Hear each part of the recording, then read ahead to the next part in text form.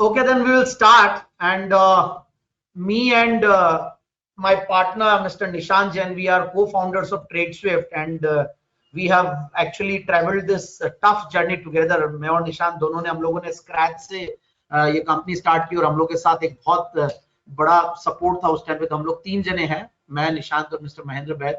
हम लोगों ने ये पूरी जर्नी 2003 में स्टार्ट की थी। And now commodities, equities, currencies, DP, ये सारी चीजों की हम लोग सर्विसेज देते हैं इन ट्रेडस्विफ्ट।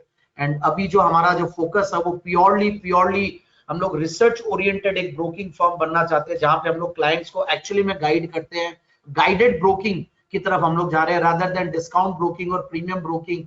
हम चाहते हैं कि भाई बहुत ज्यादा ऑन बोर्ड नहीं हो, बट कहीं ना कहीं क्लाइंट्स के पैसे बने। और उसकी प्रॉपर रिस्क प्रोफाइलिंग करने के बाद जब भी कोई क्लाइंट आता है तो हम लोग उनकी रिस्क प्रोफाइलिंग पे बहुत ज्यादा फोकस करते हैं। एंड हम लोग फिर उनको उसी हिसाब से बताते हैं कि आपको क्या करना है। एंड उसी के बारे में आज बात करेंगे। आज का स्पेशल फोकस भी यही था कि आज के वेबिनार में क्या करेंगे। So this is basically we were started as commodity brokers. ये मैंने बताया, इक्विटी, कमोडिटी, करेंसी, सारी चीजें हम लोग कर रहे हैं। रिसर्च पे हमारा फोकस है। एंड हम लोगों ने सीएनबीसी आवाज पे champion of the year award जीता हुआ है। निशांत सेंसेक्स का सुल्तान बना हुआ है जी बिजनेस पे, उसमें बीएमडब्ल्यू गाड़ी जीती हुई है। So these are some of the achievements in last few years. और बीएससी के बेस्ट ब्रोकर अवार्ड भी मिला हुआ हमें डेरिवेटिव्स में। अब बेसिकली जब से ये कोरोना आया है, जब से क्वारंटाइन हुआ है, तब से हम लोग बहुत ज्यादा प्रॉब्लम्स फेस कर रहे हैं in terms of all our past decisions, जो भी इन्वेस्टमेंट्स किए हैं। और इसीलिए मैंने सोचा कि इसका नाम ही इस तरीके से दिया जाए कि ये कोविड काल है। जैसे काल अलग अलग होते हैं, सतयुग होते हैं, कलयुग होते हैं, तो हमने ये कोविड काल दिया नाम।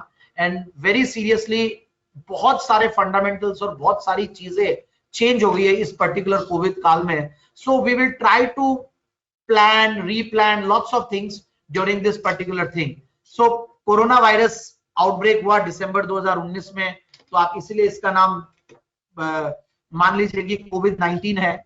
और अकॉर्डिंग टू ओईसीडी ये virus is one of the biggest threat to the global economy.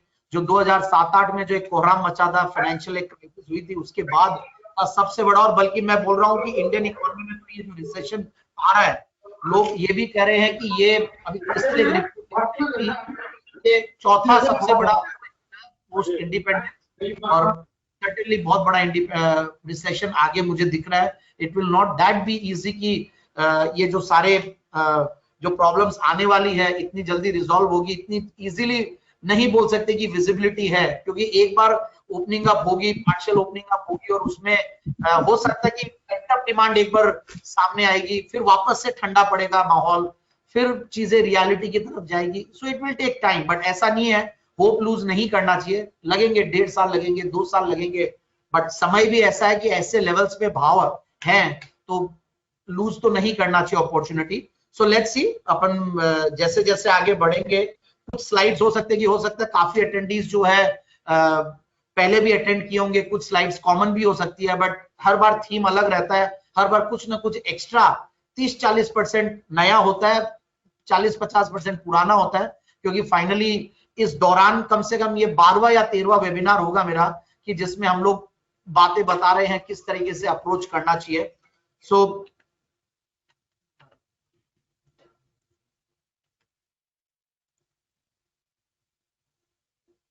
ये टॉपिक जो बता रहा हूं मैं, we will discuss on how to approach and participate in the markets and how to strategize investments during COVID काल, and will also focus on risk profiling and risk management to save and make safer money.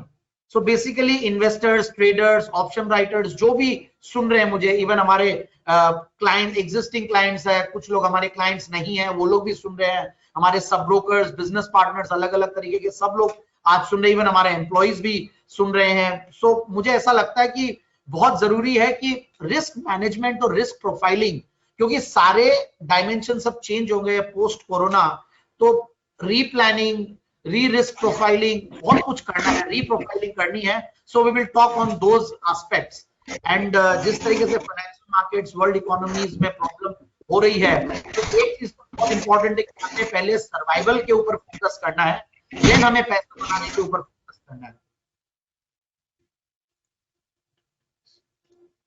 अब present situation ये है कि हो सकता है lockdown तो extend होगा, लॉकडाउन 5 अपने नए अवतार में आएगा, बट ऑलरेडी 68 डेज हो चुके हैं, 71 दिन के कर्फ्यू भी था, लॉकडाउन 1 2 3 4, आउटसाइड जा नहीं रहे हैं, घर में बैठे हैं, होम एक्टिविटीज कर रहे हैं, घर में लोग परेशान भी हो रहे हैं, बट ठीक है, वेबिनार्स अटेंड कर रहे हैं, बहुत सारे मोटिवेशनल वेबिनार्स अटेंड कर रहे हैं, बट अब लोग बाग वेबिनार से भी बोर हो गए, मुझे ऐसा लगता है, बट देन कोशिश करेंगे कि वैल्यू दे और आप लोग बोर ना हो। दैट इज एडिशनल फैक्ट्स ये है कि जो अल्कोहल बनाती थी, जो डिस्टिलरीज बनाती थी, वो हैंड सैनिटाइजर्स बना रहे हैं, जो लोग हॉस्पिटल्स थी वहां पे रूम्स अलग तरीके से ऑफर हो रहे हैं, zoom, house party, WhatsApp video call, ये सारी लोग बाग यूज करने लगे हैं।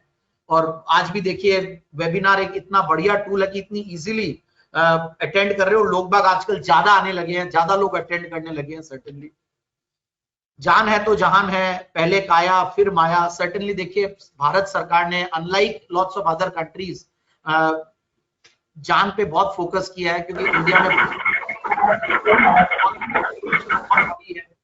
और इतनी बड़ी पॉपुलेशन है, इतना इंफ्रास्ट्रक्चर में बोलूंगा कि स्ट्रांग नहीं है, तो बहुत इंपॉर्टेंट था। और अब हमें लगने लगा कि अब काफी चीजें बेहतर इंफ्रास्ट्रक्चर तो क्रिएट कर रहे हैं और काफी फैसिलिटीज क्रिएट की हैं, बट स्टिल देखिए अब ये जैसे रीओपनिंग हो रहा है तो जो फैल रही है कोरोना, वो भी उसकी भी स्पीड फास्ट हो गई है। So let's see what happens, but we have to be very cautious right from our health front also and wealth front also. Wealth management बहुत इंपॉर्टेंट है, वेल्थ प्रोटेक्शन बहुत इंपॉर्टेंट है, हेल्थ तो है ही है सबसे इंपॉर्टेंट, पहले माया के पहले काया बहुत इंपॉर्टेंट है, उस पर जरूर ध्यान देना चाहिए।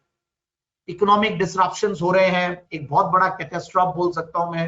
डिसरप्शन ऐसा है, 2008 की फाइनेंशियल क्राइसिस, लॉकडाउन के दौरान कई सारे प्रॉब्लम्स होंगे जो सॉल्व नहीं होंगे, कंजम्पशन डिमांड पे बहुत बड़ी प्रॉब्लम आएगी, कंस्ट्रक्शन सर्विसेज सेक्टर अफेक्टेड है, फाइनेंशियल जैसे कि बैंक्स एंड जो एनबीएफसीज है वो बहुत ज्यादा वर्स्ट अफेक्टेड है, मोराटोरियम आ रहा है, बढ़ रहे हैं, तो उनकी जो फाइनेंशियल मैनेजमेंट है वो गड़बड़ा रही है, वर्किंग कैपिटल मैनेजमेंट, और फिर एनपीएस गड़बड़ाएंगी। सो देखते हैं किस तरीके से आगे चीजें पैन आउट होती है। बट एक चीज, दो चीज जरूर सर्टेन है कि freedom has always been and will still be at a premium. इतना इंपॉर्टेंट है फ्रीडम, फाइनेंशियल फ्रीडम, इसके ऊपर मैं बहुत फोकस करने वाला हूं। आगे हमने एक प्रॉपर क्वेश्चनर भी बनाया है, और बीइंग रिच एंड लिक्विड बहुत जरूरी है। देखिए मैं ये नहीं बोलता कि रिच का मतलब बहुत सारे पैसे होने चाहिए, बट जितने आपके मीन्स है उसके ऊपर रहना बहुत जरूरी है। आपके पास उतने खर्चों के ऊपर आपके सोर्सेज ऑफ इनकम सर्टेनली ज्यादा होना चाहिए। अगर आपके सोर्सेज ऑफ इनकम अगर कम है तो आपके खर्चे भी फिर आपको उसी तरीके से मैनेज करने पड़ेंगे।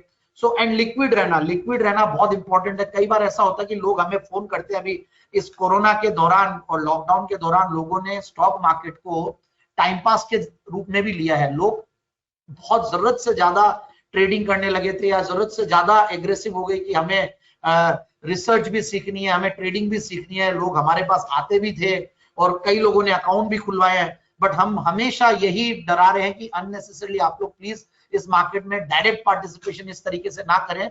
जो पैसा आपके पास है अभी उसको बचा के रखिए, हो सकता है एफडी में बचा के रखिए, घर के खर्चे आगे चलना मुश्किल हो सकते हैं, जिस तरीके का माहौल, आपका बिजनेस चलने में प्रॉब्लम होगी, खुलने के बाद इमीडिएट रिवाइवल हो जाएगा, ऐसा बिल्कुल भी नहीं है। तो आपकी खुद के ऑफिस के अंदर एम्प्लॉइज होते हैं, उनको देखना जरूरी है।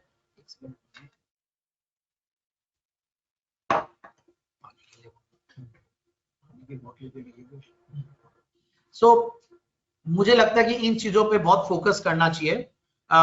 सो स्टेइंग लिक्विड एंड कैसे ना कैसे करके अपने सोर्सेज ऑफ इनकम को बहुत इंपॉर्टेंटली मैनेज करें।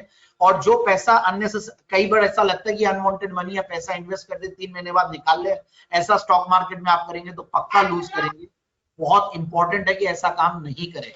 सो एफडीज में भी डाल के रखिए आप, वो भी ज्यादा सेफर है, और भी आगे बताएंगे किस तरीके से आप अपने पैसे को मैनेज करें। So first survive and then thrive. Important ये है कि पहले सर्वाइवल की स्ट्रेटेजी बनाए, फिर थ्राइविंग करेंगे। बहुत समय है, पूरी जिंदगी पड़ी है, सिर्फ यही समय नहीं है, और हो सकता है 1 साल 1.5 साल खराब समय जाए, बट आपको इस दौरान सर्वाइव करना है, that is more important.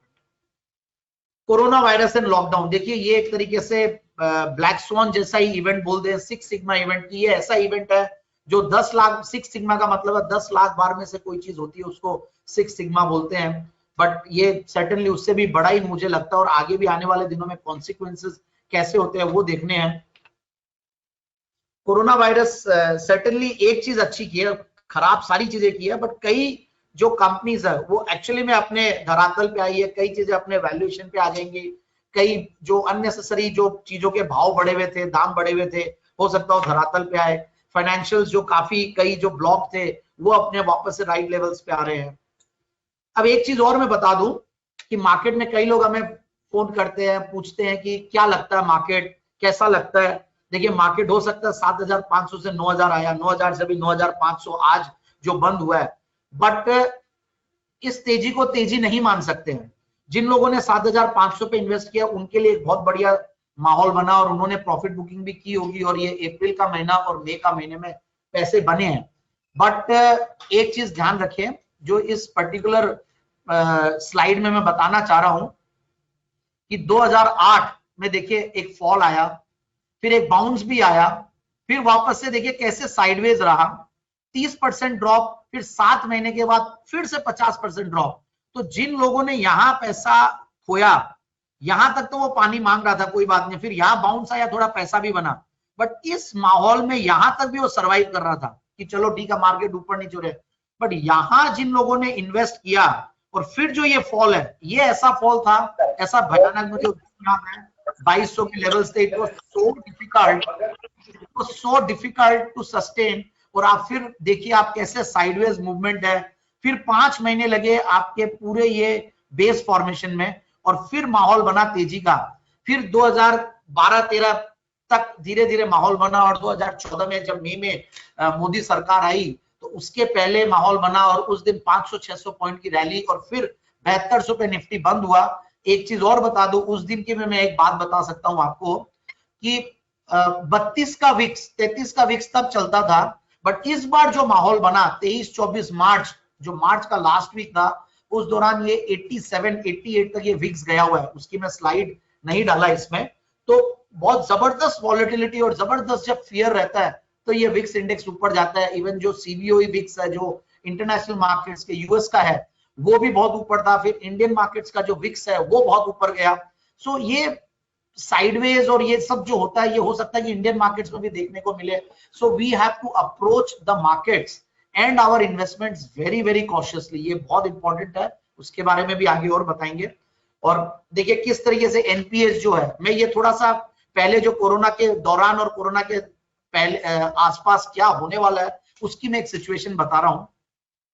NPS are the only constant in the countries. देखिए पहले पीएसयू बैंक्स के एनपीएस हो रहे थे और बड़े लोग एनपीएस कर रहे थे, और अब हो सकता है प्राइवेट सेक्टर बैंक जो बचे हुए थे, एचडीएफसी बैंक या आईसीआईसीआई में फिर भी था, क्वालिटी बैंक्स कई थे, उन लोगों के एनपीएस नहीं आ रहे थे, बट हो सकता है कि इस बार उनके भी आए, क्योंकि ये situation extra ordinary unprecedented situation है जो कि हो सकता है कि बियॉन्ड कंट्रोल हो। अभी तक तो क्या, जब हम अंदर रहते हैं घर में कोई भी लोग काम नहीं कर रहे हैं, बट लॉकडाउन खुलने के बाद जो आपके इनसिक्योरिटी आएगी वो बहुत जबरदस्त हो सकती है। ऐसा भी हो सकता है कि बाकी लोग रिवाइव कर रहे हैं और आप रिवाइव नहीं कर पा रहे हैं, तो बहुत सारे परमुटेशंस कॉम्बिनेशंस होंगे। So it will not that be easy. So हमें उन बुरे दिनों के लिए प्रिपेयर करना अपने आप को। Impact on various sectors and companies. देखिए इम्पैक्ट ऐसा है कि कई कंपनीज और सेक्टर्स के जो रिजल्ट्स क्वार्टरली आए वो तो ऑलरेडी खराब आए ये मार्च तक के। और आज भी मैं जब चैनल पे था, जी बिजनेस पे था, तो मुझे पूछा गया कि सपोज फेडरल बैंक का रिजल्ट था, आगे क्या लगता है आपको, मतलब रिजल्ट कैसे लगता है। मतलब मुझे पास्ट के रिजल्ट देख के बहुत ज्यादा मतलब लग ही नहीं रहा है, क्योंकि मार्च तक तो 10-15 दिन का ही डिस्ट्रप्शन था, या मैक्सिमम मान लो 20 दिन का। बट आगे आने वाले दिन कैसे होंगे, आगे आने वाले 2-3 क्वार्टर्स इंपैक्टेड रहेंगे, वो रिजल्ट्स देखना जरूरी है। और वहां पे जो स्ट्रॉन्ग बैलेंस शीट्स है, जिनकी इंडिविजुअल बैलेंस शीट्स, अगर इंडिविजुअल्स की बात करें तो जिनके खुद के फाइनेंशियल डिसिप्लिन अच्छे थे, जिनके डेट्स नहीं थे, या जो अननेसेसरी खर्चा नहीं करते थे, वो लोग रिवाइव करेंगे। कंपनीज में अगर देखें तो जिनके पास बैलेंस शीट्स लाइट थी, या जिनके ऑनलाइन या ऑटोमेशन के ऊपर बहुत फोकस करते थे, वो कंपनियां अच्छा करेगी। सो मुझे ऐसा लगता है पॉजिटिव सेक्टर्स में ऑलरेडी हमने पिछले एक महीने में, मतलब मार्च अप्रैल की 1 तारीख को हमने फाइनेंशियल ईयर न्यू पिक्स दिए थे, फिर 6 तारीख को नवमी के 9 पिक्स दिए थे, फिर हमने अक्षय तृतीया पिक्स दिए थे, फिर आत्मनिर्भर, सब में हम लोगों ने 4-5 सेक्टर्स थे उन पे बहुत ज्यादा फोकस किया है, जिनमें कंज्यूमर स्टेपल्स जैसे कि HUL, नेस्ले, ऐसा लग रहा है जैसे इनके लिए तो कोरोना आया ही नहीं था, हालांकि अब इनके इंपैक्ट पड़ रहा है, सप्लाई डिस्ट्रप्शन हो रहा है। फिर हेल्थ केयर सेक्टर भी बहुत अच्छा कर रहा है, फार्मा तो बहुत बड़ा आउट परफॉर्मर है, और टेलीकॉम तो देखिए खाना खाए या नहीं खाए मगर डेटा तो कंज्यूम कर ही रहे हैं लोग, and data is the most consumed commodity in the world and in India तो पर्टिकुलर, क्योंकि डेटा के कॉस्ट इंडिया में लोएस्ट इन द वर्ल्ड है, one of the lowest in the world, तो इसलिए यहाँ पे तो हर आदमी डेटा को एकदम लैविशली यूज करता है, unlike western countries. So companies, sectors that can demonstrate faster recovery in case of an economic rebound. Consumer goods है, देखिए अभी एसी की सेल्स थोड़ी बहुत रिवाइव करेगी, घर में लोग रहेंगे तो घर का इंफ्रास्ट्रक्चर को और मजबूत करेंगे, हो सकता है टीवी फ्रिज वगैरह भी खरीदेंगे, तो उनकी वजह से थोड़ा सा यहाँ पे भी पॉजिटिविटी दिखती है। Paints and chemicals industries, chemicals तो जबरदस्त परफॉर्म कर रहा है, oil marketing companies, airline companies हो सकता है कि इमीडिएटली रिवाइव नहीं करे, बट ओवरऑल क्रूड ऑयल जब नीचे आता है तो सर्टेनली इनको फायदा मिलता है। स्पेशलिटी केमिकल्स चाइना से वियतनाम, इंडिया, इन सब में मुझे लगता है कि ये आएगा, शिफ्ट ऑफ मैन्युफैक्चरिंग बेस होगा तो इंडिया के लिए हो सकता है अच्छा। और देखिए जब सितंबर 20 तारीख को निर्मला सीतारमन जी ने जब बिग बैंग अनाउंसमेंट किए थे टैक्सेस के, तो सर्टेनली वो भी एक बहुत बढ़िया माहौल बनाया है कि इंडिया में मैन्युफैक्चरिंग को लेकर बहुत बड़ा एक सेटअप हो सकता है। But to our bad luck immediately ये 2-3 महीने 4 महीने बाद इनको जो भोगना था वो नहीं भोग पाएंगे और ये सारी चीजें प्रॉब्लम कर रही है। फिर लेबर अनरेस्ट सर्टेनली दिख रहा है इस बार, ये एक बहुत बड़ी प्रॉब्लम सामने आ सकती है। और देखते हैं रियल एस्टेट में काफी इंपैक्ट आएगा, इंडस्ट्रियल्स में इंपैक्ट आएगा उसका, काफी हद तक काफी कंपनीज है वो लोग टच में भी अपने लेबर को वापस से लाएंगे, बट जो जितनी कठिनाई से वो लोग पहुंच रहे हैं वो इतना इजी नहीं होगा कि वो लोग को इतना इजीली बुला रहे। देखिए दिवाली का त्योहार है, वो बहुत बड़ा त्योहार होता है, तो तब तक लोग बागों का मानसिकता बन जाएगी कि भाई मैं वहीं रहूं, फिर हो सकता है होली के बाद आए, so you never know what will happen, just मैं एक पिक्चर दे रहा हूं। बट सबसे बड़ा जो डिसलोकेशन और सबसे बड़ा जो डिसरप्शन हुआ है और जो सबसे अफेक्टेड सेक्टर है वो सर्टेनली फाइनेंशियल्स है, प्राइवेट सेक्टर बैंक्स है, पीएसयूज तो ऑलरेडी थे, फिर सिलेक्टेड एनबीएफसीज में जो माइक्रो फाइनेंस वाली कंपनियां हैं और जिनके स्मॉल टिकट लोन्स थे जो एक रूरल में भी दे रहे थे, वहां पे भी इंपैक्ट आएगा। सो let's see what happens. So interesting insights, luxury पे स्पेंडिंग काफी कम होगी, जो अननेसेसरली बहुत लग्जरियस आइटम्स खरीदते थे वहां पे मुझे लगता है कमी आएगी। फिर लोग बाग जो लॉन्ग टर्म और कैपिटल एक्सपेंडिचर जैसे कंस्ट्रक्शन, टेक्नोलॉजी, जो बड़े बड़े इंफ्रास्ट्रक्चर को डेवलप करने के लिए जो खर्चा करते थे वो कम करेंगे लोग बाग, लाइफस्टाइल एक्सपेंडिचर को कम करेंगे लोग बाग, वर्किंग कैपिटल ट्रिमेंडस प्रेशर में रहेगा, तो businesses will go out of business just particular इनके लिए। So new innovative business models will evolve. So consumption of essentials तो ये कंटिन्यू रखना ही पड़ेगा हमें, investment on ideas and technology ये बहुत जरूरी है। आप भले इंडिविजुअल हो तो आप टेक्नोलॉजी का यूज लीजिए, अगर आप बिजनेस में हो तो आपको ऑनलाइन आपका प्रेजेंस, ऑनलाइन आपके जो भी छोटे छोटे प्रोसेसेस है उनको ऑटोमेट कीजिए। बहुत सारे छोटे छोटे एप्स आते हैं जिनसे आप अपने प्रोसेसेस को ऑटोमेट कर सकते हैं, जैसे कि हमने आज देखिए हमारे सबको अटेंड करने के लिए इस सॉफ्टवेयर का यूज किया, तो कई बार हो सकता है कि हमें मीटिंग्स करने जाना पड़ता था फिजिकली, अब जरूरत नहीं है, आप यहाँ पे कर लीजिए, it is so easy. So in type के जो सोल्यूशन है इनको यूज करने की कोशिश कीजिए। सो जहां पे कैश फ्लोज है, शॉर्ट टर्म ट्रेडिंग आइडियाज, कई लोग आजकल मास्क बनाने लग गए, कई लोग आजकल इसकी कोविड रेडी कर रहे हैं ऑफिसर्स को, बहुत छोटे छोटे आइडियाज है जो लोग कर रहे हैं। स्पिरिचुअल और सेल्फ लर्निंग के ऊपर बहुत फोकस हो रहा है, लोग बाग पेड वेबिनार्स कर रहे हैं। So value for money products will shine, जहां पे वैल्यू फॉर मनी है वो सर्विसेज या प्रोडक्ट्स वो ज्यादा शाइन करेंगे। सो इंटरेस्टिंग इनसाइट्स ये सारे हैं, ये मतलब इंडिविजुअल्स के लिए ये सब रहेंगे, एंटरप्रेन्योर्स के लिए रहेंगे। सो मुझे ऐसा लगता है कि night is darkest before don and luck favours the brave, तो ये नहीं भूलना चाहिए कि ये सारी चीजें ठीक है, बहुत बुरा हो रहा है, सब कुछ हो रहा है, बट अगेन ब्रेव बनना पड़ेगा और लक उन्हीं को फेवर करेगा जो इस खराब माहौल में कहीं ना कहीं ऊपर आएगा। We have lots of opportunities, अब उन अपॉर्चुनिटीज को कैसे आगे बढ़ना है देखेंगे। सो अगेन हम लोग at trade swift ourselves as financial freedom fighters. अब ये असली पर्पस आ गया जिसकी वजह से ये वेबिनार कर रहे हैं। हमें कोई भी क्लाइंट को अप्रोच करना है, या जो भी लोग क्लाइंट नहीं है या जो लोग सुन रहे हैं, वो इस क्वेश्चनर को जरूर से प्रिंट आउट निकाल के भरें और उसमें जरूर से अपनी रिस्क प्रोफाइलिंग को करें। अब इस financial freedom and risk profiling questionnaire को हम देखेंगे। आप देखिए, इसमें हम लोगों ने ये दिया कि आपका एम्प्लॉयमेंट किस टाइप का है। ठीक है, ये क्वेश्चन लग रहा है वैसा, बट इसमें गवर्नमेंट जॉब में हो या प्राइवेट सेक्टर जॉब में हो, आप प्रोफेशनल हो या आप सेल्फ एम्प्लॉयड हो। बिजनेस का मतलब जैसे आपका बिजनेस सेटअप है और 25-30 एम्प्लॉइज आपके लिए काम कर रहे हैं, या आपका पूरा ऑफिस सेटअप है।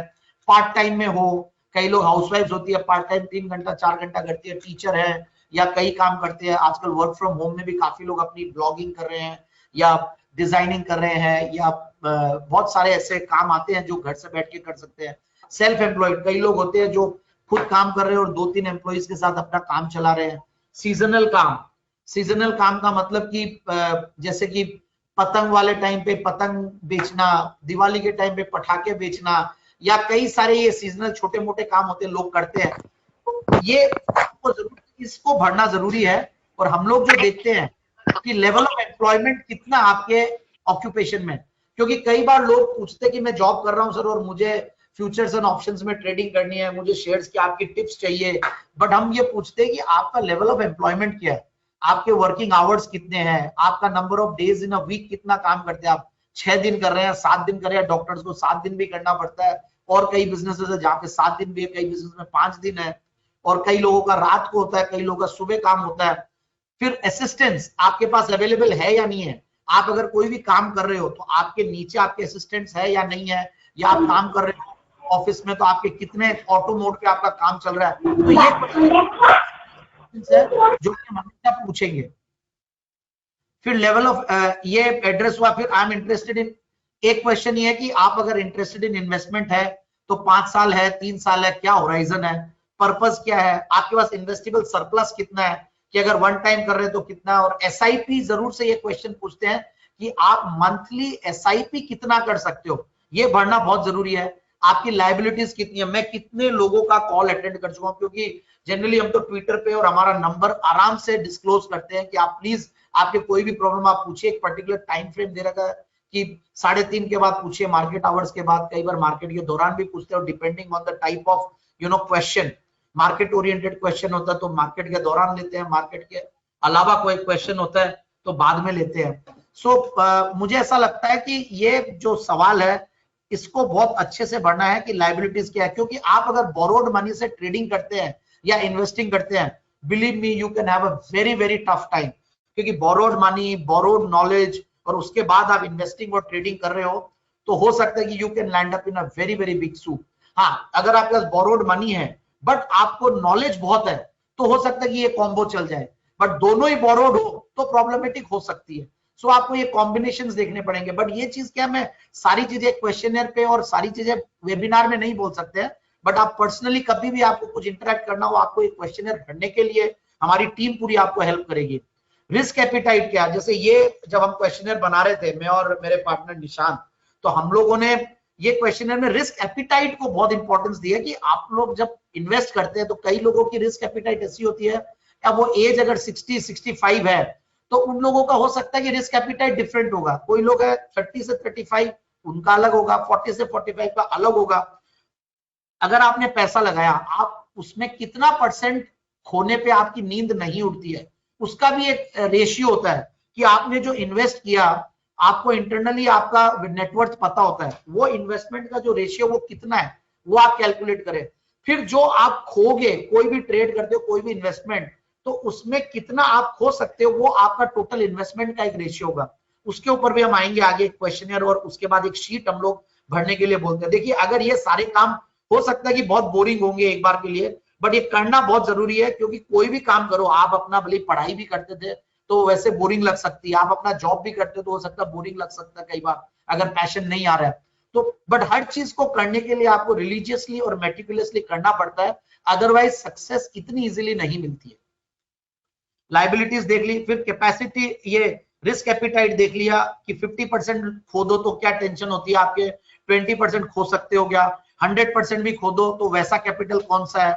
फिर capacity to arrange additional funds, ये भी एक इंपॉर्टेंट होता है। कई बार अब जैसे कोरोना वाले दिन 23 और 24 मार्च को ऐसा माहौल बन गया था कि उस दिन लग रहा था कि दुनिया ही खत्म होने वाली है और शेयर्स 6000 आ जाएगा, 5000 आ जाएगा, निफ्टी कोई 2000 भी बोलने लग गया, बट आज भी बाउंस किया है। तो कई बार उस चीज को सस्टेन करने के लिए भी हमें देखना पड़ता है।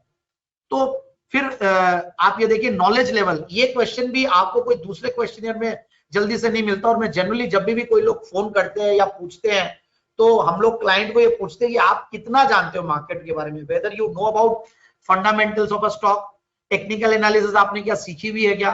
क्योंकि आज भी हमारे यहाँ अगर 32,000 क्लाइंट्स है, हमारे यहाँ जो भी लोग सक्सेसफुल हुए हैं वो कोई ना कोई एज लेके आए हैं। या तो वो कोई जगह से या तो उन्होंने पढ़ाई अच्छे से की हुई है, फंडामेंटल्स उनकी नॉलेज अच्छी है, वो सीए है या सीएफए है या कोई और क्वालिफिकेशन है।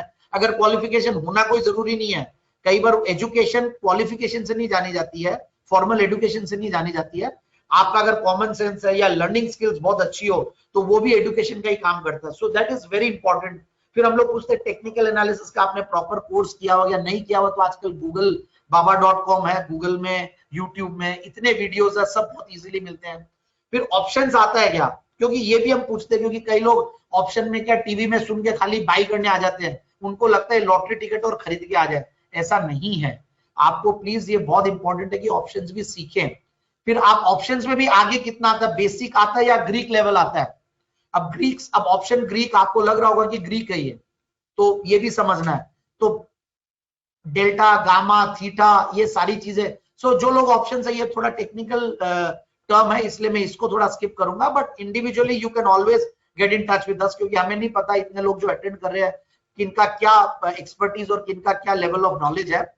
अब एग्जिस्टिंग इन्वेस्टमेंट्स क्या आपके, ये भी आप डालिए कि आपने पीओ में कितना डाल रखा है, बैंक एफडी में कितना डाल रखा है, बैंक आरडी में कितना डाल रखा है, प्रॉपर्टीज में कितना डाल रखा है, गोल्ड में कितना डाल रखा है, इंश्योरेंस ले रखा है, तो आप ये पर्टिकुलरली टर्म प्लान ले रखे कि नहीं है, जो कि सबसे इंपॉर्टेंट है। फिर करंट एक्सपोजर टुवर्ड्स मार्केट, ये एक इंपॉर्टेंट है कि आप एक्टिवली पार्टिसिपेट कर रहे हो मार्केट में या पैसिवली इन्वेस्ट कर रहे हो। एक्टिव पार्टिसिपेशन का मतलब होता है, जो आगे मैं स्लाइड में बना के लाया हूं, कि आपका जो पार्टिसिपेशन है, एक्टिव का मतलब कि आप डायरेक्ट खुद ट्रेडिंग कर रहे हैं, खुद आप छोटी मोटी रिसर्च कर रहे हैं, पेपर पढ़ रहे हैं, टीवी में सुन के रिसर्च लेके आप काम कर रहे हैं, तो वो डायरेक्ट हो गया। सेकेंडरी भी इसे ही कहते हैं। फिर प्राइमरी होता है, प्राइमरी का मतलब आप IPO, OFS, buyback, corporate actions, जैसे कि कई बार ईटीएफ ये सब आते हैं, आपके पीएसयूज का ओएफएस आता है, या बाईबैक टीसीएस का आया, इन्फोसिस का आया, उनको करना। और पैसिव है जो म्यूचुअल फंड्स के थ्रू, ईटीएफ के थ्रू, पीएमएस के थ्रू, एआईएफ के थ्रू आपने पैसा इन्वेस्ट कर रखा है। क्योंकि म्यूचुअल फंड्स ऐसा है, अब इसमें भी हमने क्राइटेरिया डाल के रखते हैं कि आपकी इनकम लेवल क्या, उसके हिसाब से बोलते हैं कि आप अगर आपका 5 लाख के नीचे इनकम लेवल है तो you should resort to mutual funds. आपका 10 लाख है तो आप हो सकते हैं कि आप जो दूसरा हमारा जो प्राइमरी पार्टिसिपेशन है वो कीजिए। और अगर आपका पास इन्वेस्टेबल सरप्लस बड़ा है तो आप पीएमएस भी कर सकते हैं। 1 करोड़ से ज्यादा करना तो एआईएफ का भी सोल्यूशन है।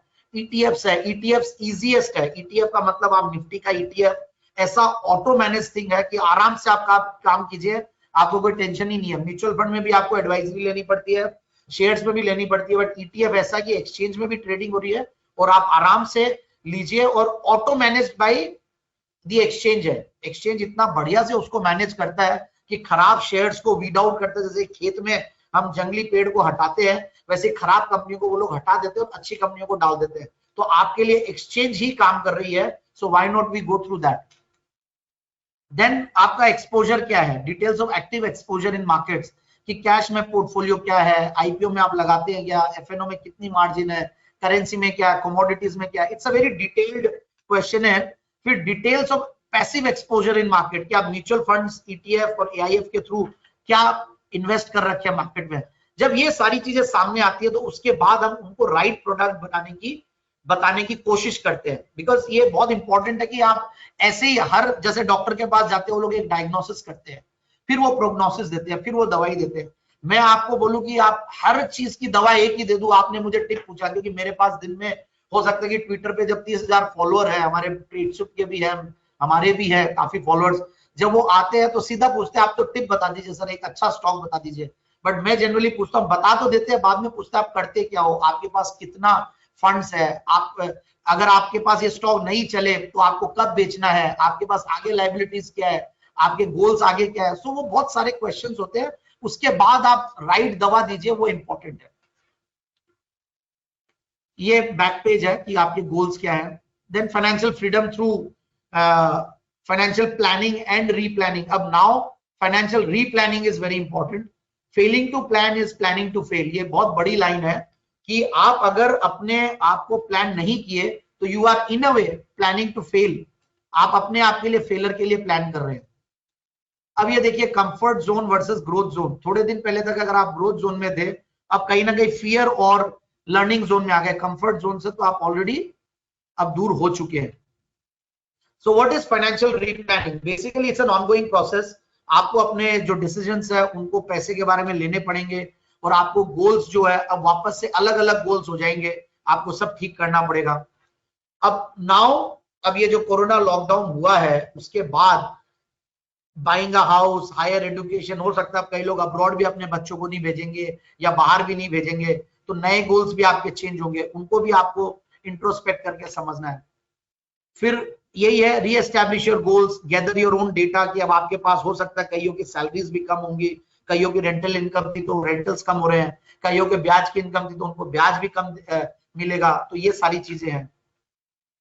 गोल्ड, डेट्स, ये सब करंट एलोकेशन आपका हो सकता है। रिस्क प्रोफाइलिंग, आप किस तरीके से, अब देखिए मैं रिस्क की बात कर रहा था, इट इज मोर इंपॉर्टेंट कि आप रिस्क एवर्स है या कंजर्वेटिव है, या आप मॉडरेट है या एग्रेसिव है।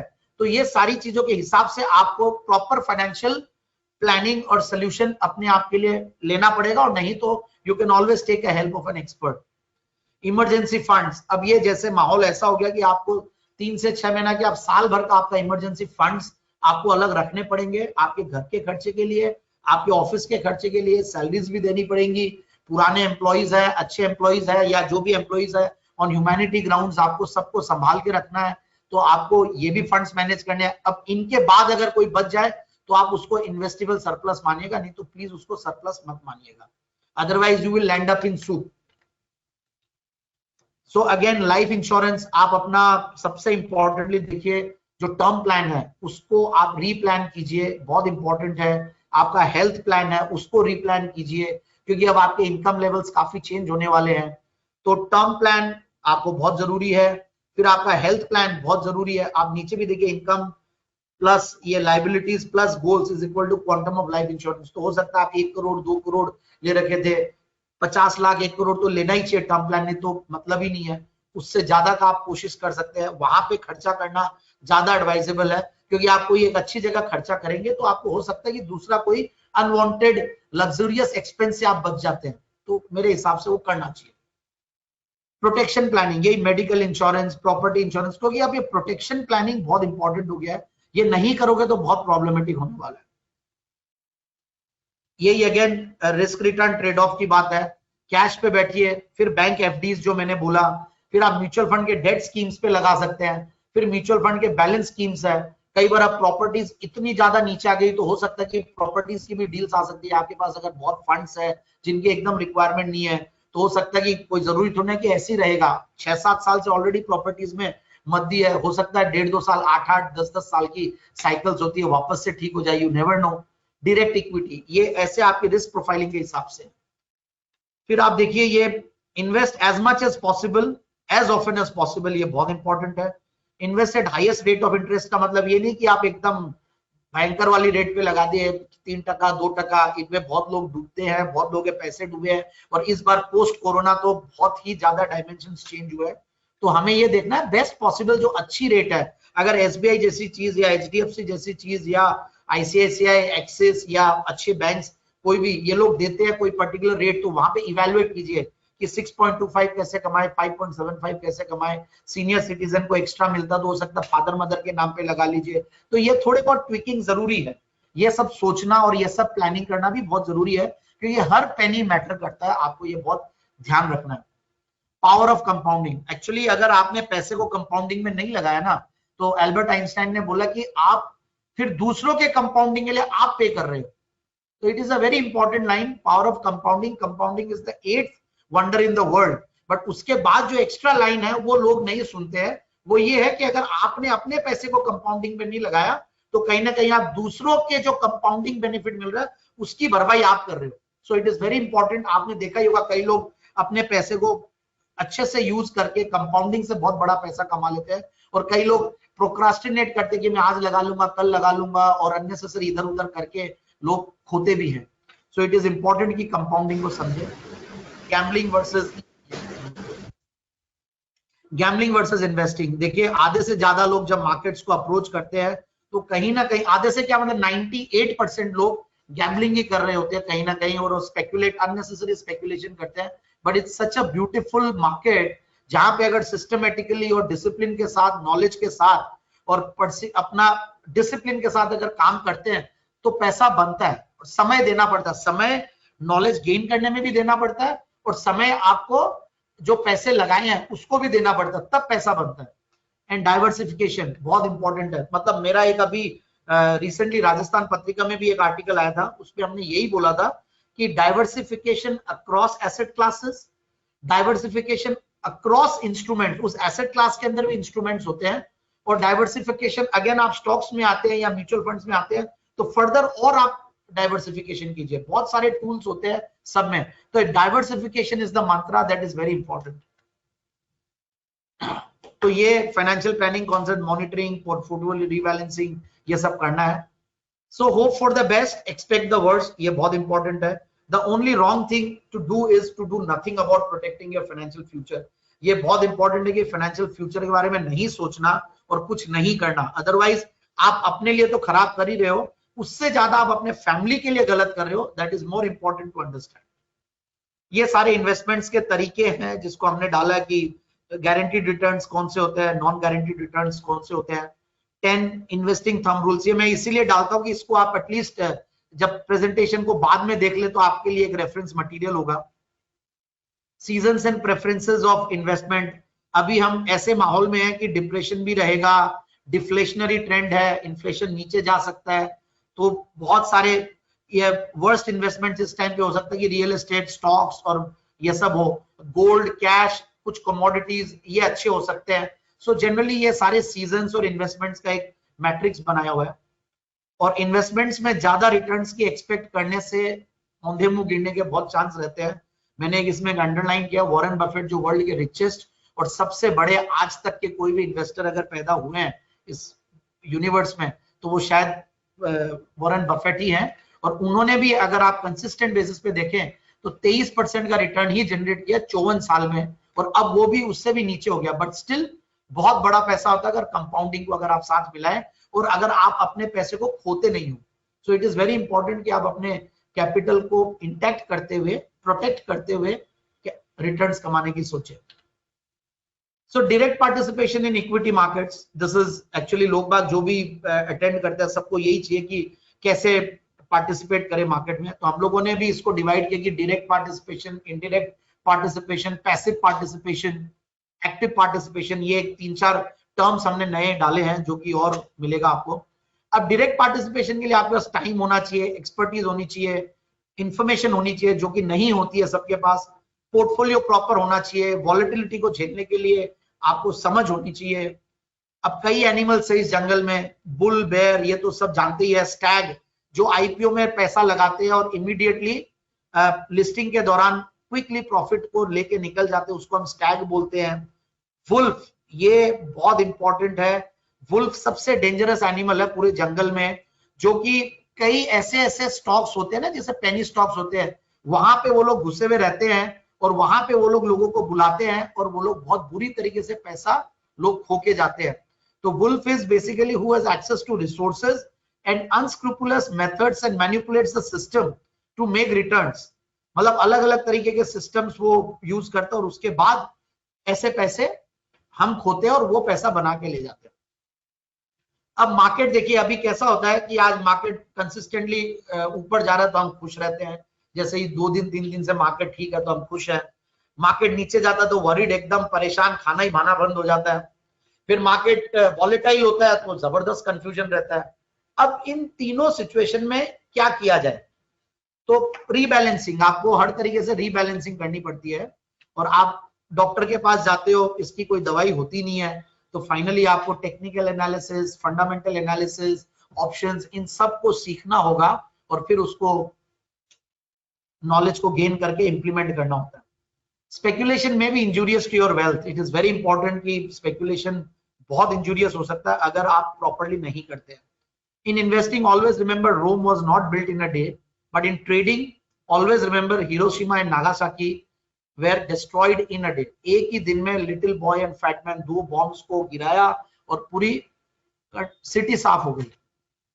अब वो पेशेंट जाता है डॉक्टर के पास जब बीमारी होती है कि बोलता है sir I am not able to make money from stock markets, और ये 99% लोगों के साथ और बहुत इजी होता है। देखिए कोई भी आदमी ये बोलता है यार ये स्टॉक मार्केट तो बेकार है, इसमें कभी पैसे ही नहीं बनते हैं। अब वो अपनी जो प्रॉब्लम्स है, अपनी जो डिसएडवांटेजेस और डिमेरिट्स और अपनी जो वीकनेसेस है, उनको ठीक से ओवरकम नहीं करते हुए मार्केट को ब्लेम करने में बहुत इजीली लोग कर जाते हैं, जो कि सही नहीं है। तो हम बोलते हैं कि आप डॉक्टर के पास जब जाते हैं तो डॉक्टर बोलता है आपके मार्केट टाइमिंग का सिंड्रोम है, मार्केट को अननेसेसरली टाइम करते हैं, आप हर टाइम सोचते हैं ये लोएस्ट है, यहाँ पे घुसो और हाईएस्ट पे निकलो। ऐसा नहीं होता है, मार्केट में एसआईपी है। So basically get an SIP, sip लीजिए, दवाई का सिप जैसे लेते हैं वैसे म्यूचुअल फंड का सिप लीजिए, ईटीएफ का सिप लीजिए, आप जरूर से ठीक होंगे और आप पैसा जरूर कमाएंगे। ये केस स्टडी है, बहुत हमारा पुराना केस स्टडी, कि कैसे कौन सा हीरो फेवरेट है, तो सबका आंसर एक ही आता हुआ है, मतलब 90% 95% हुआ है आमिर खान।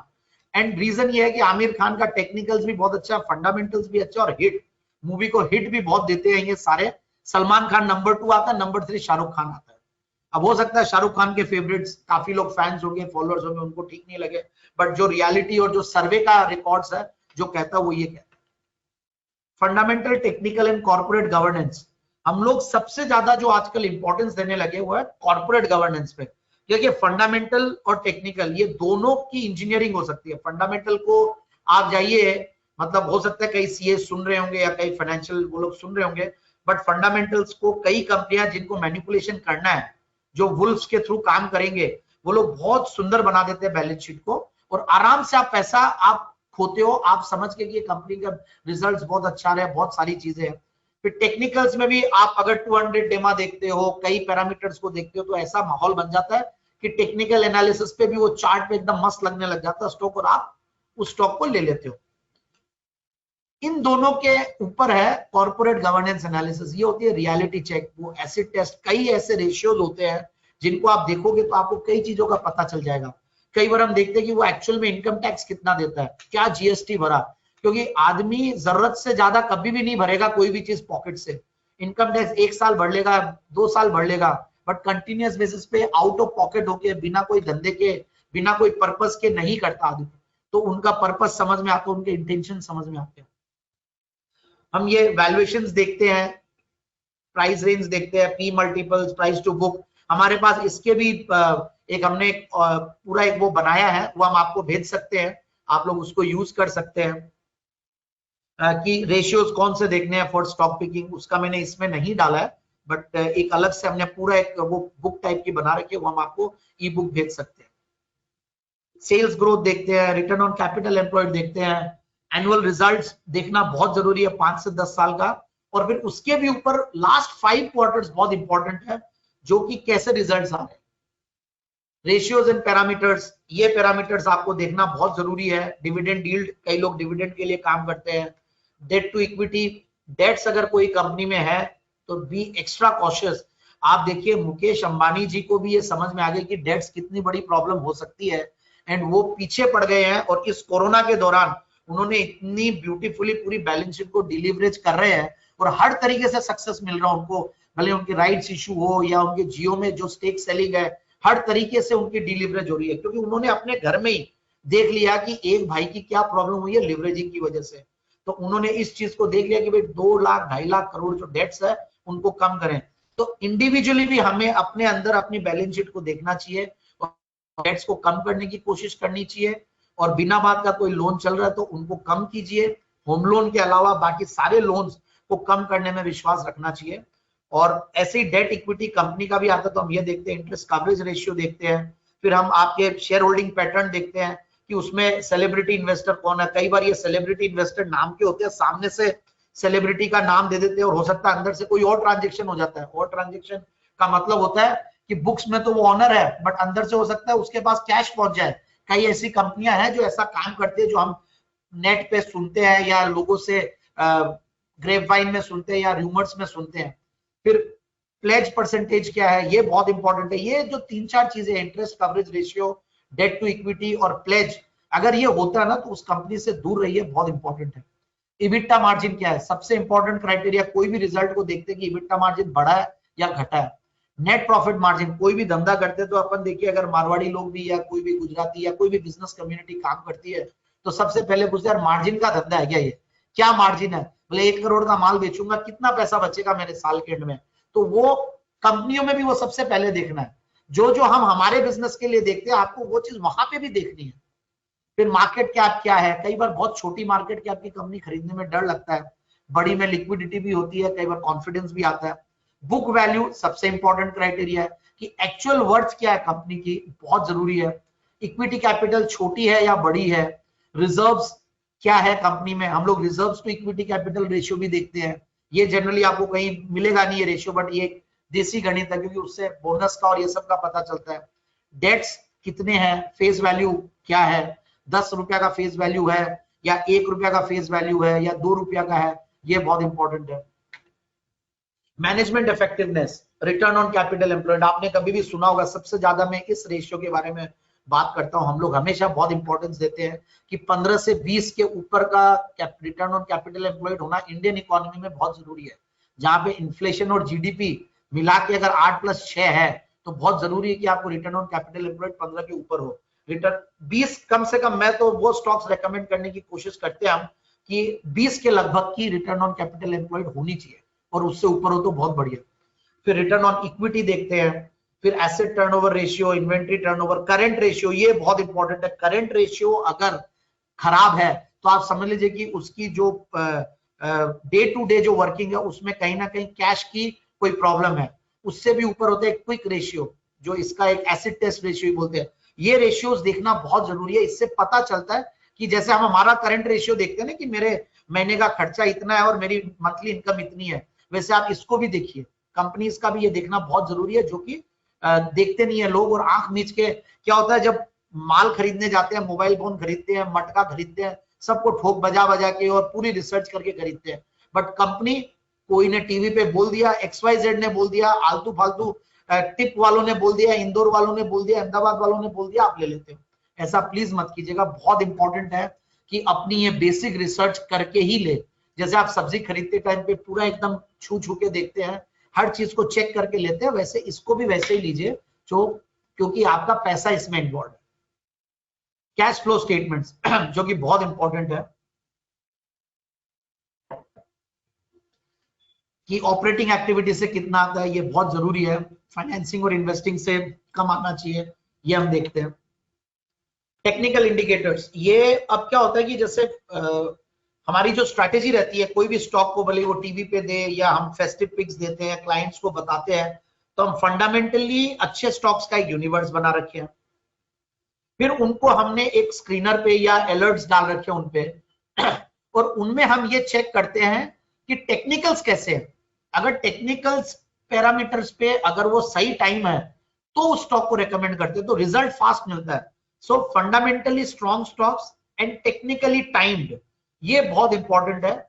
एंड लास्ट में उसकी भी एक स्ट्रेटेजी कर देते हैं, वो है ऑप्शंस के थ्रू पुट सेलिंग की स्ट्रेटेजी, जो कि अगेन थोड़ा टेक्निकल है, बट ये चीज हम लोग रेकमेंड करते हैं जिनके पास बड़ा portfolio, anyone above 25 lakh 50 lakh का एक्सपोजर मार्केट में रहता, तो उनको हम ये चीजें रेकमेंड करते हैं। क्योंकि हमारे पास हर तरीके के क्लाइंट्स आते हैं, तो सारी चीजों को हमको ऑफर करना पड़ता है। और ये बहुत इंपॉर्टेंट है कि ऑप्शंस की, जैसे आज भारत पेट्रोलियम है, हमने ये रेकमेंड किया, ऐसा लगता है कि भारत पेट्रोलियम का डिसइन्वेस्टमेंट आएगा, एक पर्टिकुलर भाव पे आएगा, नीचे 280 300 एक अच्छा रेंज बना रखा है, 320-25 का भाव है तो 290 की पुट बेच सकते हैं। इन्फोसिस एकदम खराब से खराब जब न्यूज आई उस टाइम पे कोई भाव था, और आज जब IT अच्छा चलने लगा है तो आप पुट बेच सकते हैं। 600 की पुट भी 5 रुपए बिकती है। सो 1% आपको 1 लाख पे आपको 4%, 3% का रिटर्न आता है, but then that is very critical and very important to know about options, सीख के काम करें, otherwise please don't do it. RSI देखते हैं, एमएससीडी देखते हैं, ट्रेंड्स देखते हैं, ये सब को हम लोग एक हमारी एक्सेल शीट बनती है पूरी, और उसमें देखने के बाद हम आगे काम करते हैं।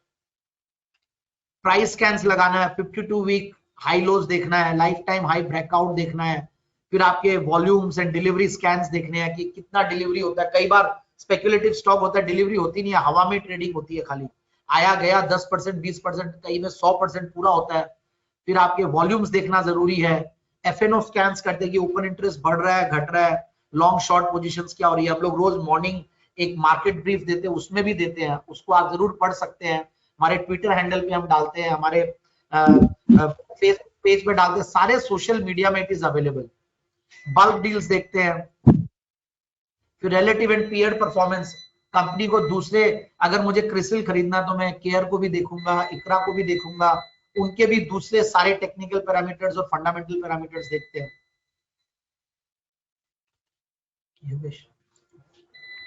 हाँ, अब कॉर्पोरेट गवर्नेंस की बात हो रही थी, तो ये बोर्ड कंपैरिजन, टेन्योर ये देखना है, board composition, sorry, removal and resignation bye independent directors, अगर काफी रिजाइन कर रहे हैं तो ये देखना है कि ये क्यों कर रहे हैं। सक्सेशन प्लान, जैसे अभी जेट का था या यस बैंक के इश्यूज हुए तो वहां पे रेजिग्नेशन और ये सब आते हैं, तो ये सब नहीं होना चाहिए। मैनेजमेंट की सैलरी, वो अननेसेसरली मैनेजमेंट सैलरी तो नहीं बढ़ा रहे हैं, उसके सामने कंपनी की ग्रोथ क्या है। आरपीटी देखते हैं, रिलेटेड पार्टी ट्रांजेक्शन, जैसे कि सन फार्मा में हुआ। फिर एथिक्स का वायलेशन तो नहीं कर रही है कंपनी, कई बार ट्रांसपेरेंसी कितनी है, मैनिपुलेशन ज्यादा तो नहीं हो रही है, बहुत सारी चीजों से आपको पता लग जाता है। मैनेजमेंट टारगेट्स अचीव कर रही है या बिना बात के टारगेट्स देती है और उसको खाली बातों में, हवा में ही चीजें बात कर रही है। ग्रुप कंपनीज कैसी है, उनकी हिस्ट्री कैसी है, पेडिग्री कैसी है।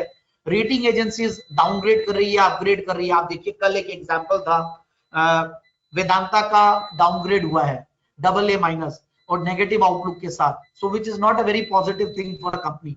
और जिन्होंने कई लोगों ने लिक्विड फंड्स में अगर लगा रखा है, और जैसे कि अभी फ्रैंकलिन वाला एपिसोड हुआ, तो उस फ्रैंकलिन वाले एपिसोड में कई, फ्रैंकलिन ने बल्कि एचडीएफसी और आईसीआईसीआई जो हमारे भारत के जो एएमसीज है, उन्होंने बहुत अच्छा किया as compared to Franklin and Nippon, जो कि बड़ी एमएनसीज और बाहर की कंपनियां।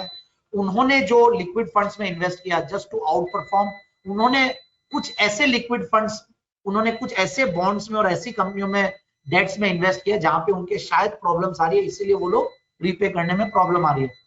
तो वेदांता भी एक कंपोनेंट था। तो कई सारी कंपनियां, मैं वेदांता का नाम वैसे नहीं लेना चाहता, बट एक एग्जांपल है जो कि कल हुआ है, इसलिए एग्जांपल लाइव लेना चाहता हूं। और भी सारी कंपनीज हो सकती है। सो ये इंपॉर्टेंट पॉइंट्स है एनालाइजिंग अ कंपनी। ये सारी चीज आप देख सकते हैं, 10 साल का फंडामेंटल्स, एजीएम, चेयरमैन की स्पीच, डायरेक्टर की रिपोर्ट, शेयर होल्डिंग पैटर्न्स को चेक कीजिए, नोट ऑन अकाउंट्स, फिर sales and debt, continuity, cash flow statement, ये सब हमने एक बार पहले बात कर चुकी है। टैक्स रेट देखना है, मीडियम टैक्स रेट क्या है। फिर हम ये देखते हैं कि कंटिजेंट लायबिलिटी क्या है कंपनी में। कई बार कुछ कंपनियों के बहुत बड़ी कंटिजेंट लायबिलिटी रहती है, जो कि बाद में बहुत बड़ा इंपैक्ट हो सकता है। कोई केस चल रहा हो कंपनी में, और अगर वो कंपनी केस हार जाए और पैसा देना पड़े, तो पूरी जो आज अगर अच्छी बैलेंस शीट है तो वो बहुत बड़ी प्रॉब्लम में आ सकती है। तो ये सारी चीजें, वारंट का कन्वर्जन देखना है, डाइल्यूशन फ्रीक्वेंटली तो नहीं हो रहा हो कहीं, क्योंकि कई बार ये कंपनियां फ्रीक्वेंटली अगर डाइल्यूट करती है तो बहुत प्रॉब्लम आती है कि उसके शेयर्स के भाव गिर जाते हैं। एंड अबव ऑल, सब चीजों के ऊपर एक चीज जरूर से देखनी है कि चैनल चेक जरूर से करना। अगर आपको कोई भी, आपके पास सुविधा रहे, कोई भी कंपनी के बारे में जानने की अगर अपॉर्चुनिटी मिले, कोई कंपनी का रीजनल मैनेजर मिले या एरिया मैनेजर मिले, कोई कहीं भी मिल जाए, आप जनरली पूछो कैसे चल रही है आपकी कंपनी, क्या कर रही है, क्या प्लान्स है, आप लोगों को कैसा फील हो रहा है कंपनी में। बहुत सारी चीजें होती है जो आप पूछ के आपको बहुत चीजों का फील हो जाता है। क्योंकि ये ऐसा मैंने एक बार किया था एरोस इंटरनेशनल में, तो मैंने उनको वेंडर मिल गए, कुछ फिल्मी लोग मिले बॉम्बे में, तो ऐसे पूछा कि आप लोग करते हो, तो आप लोग एरोस के साथ काम करते हो, आप लोगों को कैसा पेमेंट्स आता है। अरे नहीं सर, 3 साल बाद, 3-6 महीने बाद बहुत रुला रुला के पेमेंट देते हैं। और ये बात कर रहा हूं मैं नवंबर 2013 की। एक पार्टी में वो लोग मिले थे, और आज देखिए 2017 में 18 में जाके उनका भांडा सामने फूटता, और उसके बाद वो कंपनियां खत्म होती है, और आप देखिए अभी वो कंपनी के भाव क्या है। So it is very important कि अगर कोई भी ऐसी चीज मिल जाए और कोई भी नेगेटिव चीज मिले, तो प्लीज बहुत ध्यान रखिए, अपने पैसे को संभालने में।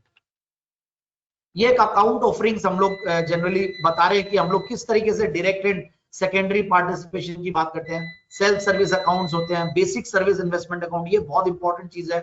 लोगों को हम लोग ये समझाते हैं कि आप आईपीओ, ओएफएस, बायबैक में आइए।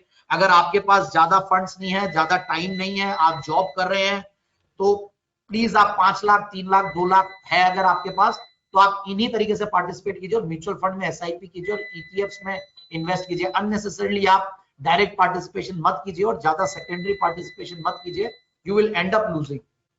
प्रीपेड ब्रोकरेज है, कई लोग होते हैं हमें चाहिए कि भाई हमें आपकी टिप्स चाहिए, रिसर्च चाहिए, आप हमें तो बस रिसर्च दे दीजिए, हम ट्रेडिंग कर लेंगे। तो उसके लिए भी हम लोगों ने एक ऐसा बना दिया कि प्रीपेड ब्रोकरेज अकाउंट, आप इतना एडवांस में ब्रोकरेज दे दीजिए, पूरी रिसर्च की असिस्टेंस और ट्रेनिंग हम दे देंगे आपको। पैसे कई बार होता है कि मेरे पास 25 लाख रुपए है, आप संभाल दीजिए, तो हम लोग पैसिवली पूरा उसको एक्टिव मतलब मैनेज कर देते हैं और क्लाइंट को पूरी डेली बेसिस पे रिपोर्ट्स वगैरह सब मिलती रहती है और सिस्टमैटिकली हम लोग उनसे ऑर्डर लेने के बाद काम करते हैं और रिटर्न मतलब एक तरीके से आप मान लीजिए उनका पोर्टफोलियो हम पूरा मैनेज कर देते हैं। प्रीमियम ब्रोकरेज अकाउंट, कई बार होता है कि क्लाइंट बोलता है मैं दलाली ज्यादा दे सकता हूँ, कोई दिक्कत नहीं है, कम ट्रांजेक्शन करता हूँ, बट मुझे गाइडेंस चाहिए, तो वो कई बार हमारे रिसर्च की टीम से बात कर लेते हैं, कई सौदे के बारे में पूछ लेता है, वो हम लोग देते हैं। उसमें बस हम लोग ये है कि थोड़ी सी हायर ब्रोकरेज लेके काम करते हैं, 5 पैसा 50 पैसा, क्योंकि कहीं ना कहीं देखिए कोई कॉम्पेंसेशन जरूरी है, क्योंकि फ्री सर्विस ज्यादा अगर देने लगे तो हम ही नहीं रहेंगे आगे देने के लिए। So it is more important कि आप बोल के मांग लीजिए, ज्यादा अच्छा। Individuals who cannot master their emotions are ill suited to profit from the investment and trading process. अगर आप इमोशंस पे कंट्रोल नहीं कर सकते हैं तो आप इस मार्केट में आके पैसा नहीं बना पाएंगे, that is very sure. And in emotions के ऊपर निकलने के लिए, भले पर्सनली मैं हूं, हो सकता है कि टीवी पे बहुत अच्छी राय दे देते हैं, आप पूछोगे तो बहुत अच्छी राय देंगे, बट पर्सनली जब अपना पोर्टफोलियो या अपनी ट्रेडिंग पास्ट में कभी किया था तो अच्छे से नहीं किया, बहुत मतलब मिजरेबली फेल किया हूं। और मैं बोलूंगा कि ज्ञान देना बहुत इजी है, वो एक कहावत है ना, those who can they do, those who can't they teach, तो मैं कहीं ना कहीं वही ज्ञान देने वाला काम कर रहा हूं। बट अगेन हमने इसका भी एक तरीका निकाला and that is the algo trading system. बहुत ही बेहतरीन प्रोसेस है, हर चीज में ऑटोमेशन को हमने डाला है, भले वो कैश मार्केट का हो तो उसमें ऑटोमेटेड वे कुछ हमने लगाया है जो अलर्ट्स देती है और हमें टिप्स जो रिसर्च के लिए जो कॉल्स है वो दे देती है, और फ्यूचर्स है तो उसके लिए भी हमारे पास अलर्ट्स आ जाते हैं और हम लोग उसको फिर क्लाइंट्स को देते हैं। सो बहुत सारी चीजें हमने एल्गोरिथमाइज कर दी, हम लोग ऑटोमेट कर दिया और हमने हमारे क्राइटेरिया डाल दिए और उसके हिसाब से हमारे सामने स्टॉक्स आ जाते हैं जो हम आगे रिकमेंड करते हैं।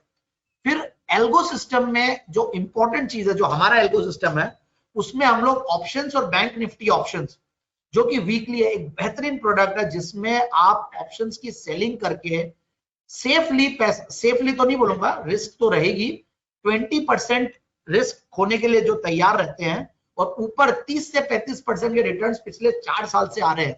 और इसमें बहुत बढ़िया थीटा डिकेइंग बोलते हैं, जो टाइम खाना है, जो ब्याज में आपको 7 दिन में एक साथ इसका प्रीमियम गिरता है, वो काम करते हैं, जो कि खुद जब करते हैं तो मैनुअली प्रोसेस बहुत डिफिकल्ट होता है करना, और अगर कंप्यूटर के थ्रू करते हैं और एल्गो के थ्रू करते हैं तो इट इज इजीली मैनेज्ड। जैसे लास्ट 2 दिन में इतना फैंटास्टिक मार्केट रहा तो it has made very good money. So हम लोग करीब इसमें 125-150 क्लाइंट्स हमारे हैं जो कि इस प्रोसेस में इन्वेस्ट कर रखे हैं। मैं ये नहीं बोलता कि बहुत बड़ा फिगर है, क्योंकि देखिए 25 लाख, 50 लाख, 1 करोड़ लगाना तो आपको ऐसा नहीं कि बहुत लोग मिल जाएंगे, बट सर्टेनली ये बहुत अच्छा कर रहा है, क्योंकि आप अपने पोर्टफोलियो के थ्रू आपका एग्जिस्टिंग पोर्टफोलियो को प्लेज करके, म्यूचुअल फंड्स के पोर्टफोलियो को प्लेज करके ये काम कर सकते हैं। सो आइडल एसेट्स को यूज करके आप इसमें काम कर सकते हो। ये इक्विटी कर्व देखिए पिछले 4 साल में किस तरीके से रिटर्न्स आए। इसी दौरान ब्रेक्सिट भी आया, डिमोनेटाइजेशन भी आया, जीएसटी भी आया, और हमने अभी तक वो नहीं डाला है जो कोविड काल है। बट कोविड काल के दौरान भी मार्च के महीने में भी इस स्ट्रेटेजी ने माइनस, जब मार्केट 20%, 25% थे तो 1% का रिटर्न दिया है, और अप्रैल में 5% का रिटर्न दिया है। अप्रैल में देखिए 4.82 और मार्च में 0.86, और अब मई में जो कि आज खत्म हुआ कटान, इसमें भी जहां तक मुझे ध्यान है 5% के लगभग का रिटर्न है। These are some partnership models जो कि हम लोग काफी लोगों को प्रमोट करते हैं। एंड सब ब्रोकर फ्रेंचाइज कैसे बन सकते हैं, नाउ सब ब्रोकर कैसे बन सकते हैं, रेमिजियर्स कैसे बन सकते हैं, अकाउंट ओपनिंग, ये एक ये इन्वेस्टमेंट एंड ट्रेडिंग प्लानर, ये हम लोगों ने बनाया है, जो कि बहुत इंपॉर्टेंट है। ये छोटा है, एक बड़ा मैं इसी का आधा पेज लाया हूं कि जब भी ट्रेडिंग करे और इन्वेस्टमेंट करे तो जरूर से ये ऑटोमेटेड शीट बना रखी है हमने एक्सेल पे। आप इसमें आपके ट्रेड को डालिए, सौदे को डालिए, इन्वेस्टमेंट को डालिए, फिर कैलकुलेशन कीजिए। इसमें इवन हम लोग ये बोलते हैं कि आप ट्रेड लॉजिक क्या है, ट्रेड प्लान क्या आपका, आपने स्टॉक डाला तो स्टॉप लॉस क्या है आपका, ट्रेलिंग स्टॉप लॉस बाद में डालिए कि कोई सौदा प्रॉफिट में आ जाए तो ट्रेलिंग स्टॉप लॉस, फिर ये एग्जिट प्राइस क्या है, एग्जिट के बाद ये आपका रिस्क रिवॉर्ड रेशियो क्या है, ये सारी चीजों को हमने इसमें डाल रखा है। अदरवाइज रिस्क रिवॉर्ड रेशियो अगर 2 के नीचे हो तो वो ट्रेड हम लोग डालने नहीं बोलते हैं। फिर कोई भी ट्रेड हम डालते हैं तो ये इंपॉर्टेंट, अगर आपका 10 लाख का कैपिटल है, जनरली हमने एक चीज जरूर से बोलते हैं कि आप डायरेक्ट पार्टिसिपेशन करते तो 5 से 10 लाख रुपए का इन्वेस्टमेंट अगर आपके पास है तो आप डायरेक्ट कीजिए। Otherwise please don't get disheartened कि मैं इतनी बोल रहा हूं, आप प्लीज मत कीजिए। और फिर भी आपको करना है, आपको बोरो कीजिए, आप किसी के साथ कर लीजिए और आप वर्किंग पार्टनर बन जाइए, आप सीखिए सारी चीजों को। आप टेक्निकल एटलीस्ट एक चीज आपको पूरी आनी चाहिए कि मुझे टेक्निकल एनालिसिस, फंडामेंटल एनालिसिस और ऑप्शंस आती है। Now even without money I can do this. तो आप किसी जिसके पास पैसे हैं उनके साथ पार्टनरशिप करके आप वर्किंग पार्टनरशिप में ये काम कीजिए। और अगर आपके 10 लाख रुपए हैं तो आप इसमें 1% से ज्यादा कोई भी ट्रेड में खोना नहीं है। ये एक बेसिक प्रिंसिपल है जो कि बहुत इंपॉर्टेंट है समझना। ये रिस्क पैरामीटर्स को समझने के बाद ट्रेडिंग कीजिए, otherwise please don't trade, you will lose money, you will and up losing money. तो ये हम लोगों ने हमारे वेबसाइट पे भी डाल रखा है, इन्वेस्टमेंट एंड ट्रेडिंग प्लानर, और आप लोगों को मेल चाहिए तो हम मेल पे भी भेज देंगे। और इसको प्लीज इंप्लीमेंट कीजिए, आप देखिएगा आपका कितना बड़ा इंप्रूवमेंट आएगा। और आप कोई भी ट्रेड करेंगे तो आपके सामने एक प्लान रहेगा। So trade the plan and plan the trade, ये दोनों चीज है।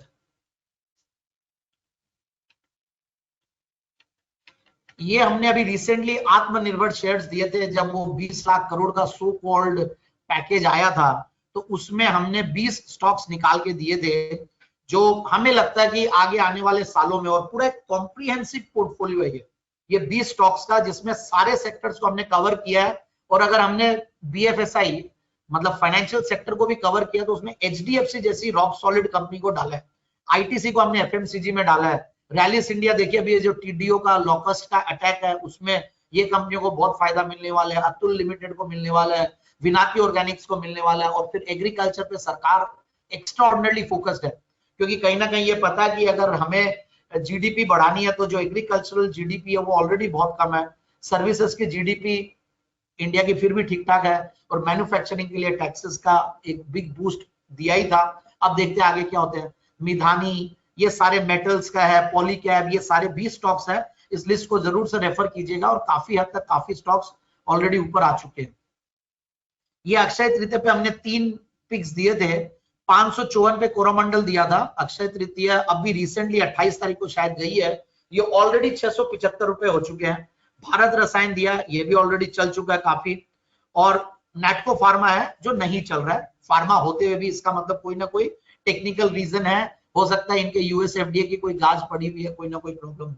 ये देखिए नवमी के 9 पिक, सीडीएसएल ऑलमोस्ट टारगेट धीरे धीरे अचीव कर रहा है, बीएससी टारगेट अचीव्ड है, टीसीएस करेगा, एफडीसी अचीव्ड है, फाइजर 2 बार कर चुका, डॉक्टर लाल बहुत बढ़िया लगता है, एबॉट एक्सोनोवेल नहीं किया, एमसीएक्स कर चुका, कल ही कर चुका ये 1260, और आज ऊपर जाके नीचे आया।